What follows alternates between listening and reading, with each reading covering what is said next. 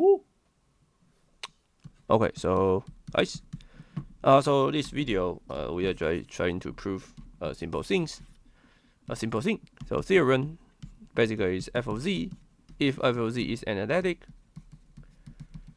analytic. Sorry, and then f star, basically f conjugates z conjugate is analytic. Okay, and I think this is if and only if, but it's fine. We only proved one directions. Okay, and basically I think another direction is also correct. Okay, so remember what the tool we have is f of z can be written as uxy plus iv, right? So if we written as this, then if only if the Riemann, the Cauchy Riemann is correct. Okay. Okay. Then. So how about f star z star?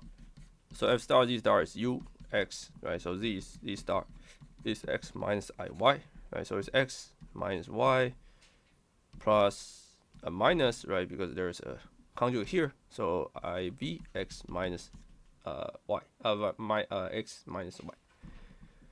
Okay. So let's check the first one. So first one is ux, right? So ux is the same, right? Ux is the same. And vy, right? So this is, so now it's minus v, so partial, right? But the y is the negative. Okay, so ux, vy, right? They are still the same. So this one is still correct. So basically, we are assuming this is correct and then check where this one, right? So this one is correct. And also, how about uy? So now uy become uy, right? Become negative uy. So let's say the first one is partial u, partial negative y. So this is the left hand side, and the right hand side is basically vx, right? So partial v, partial x, right? But there's a negative sign here. There's a negative sign here, right? So minus. Right, but it's so this is the vx, right? So this is a new vx, so I should say v tilde x. Okay, so and then this is minus uy. Okay, but there's a minus sign here, right? So if we check that, we still have uy minus uy equals to plus vx, which is just uy equals minus negative vx. Okay.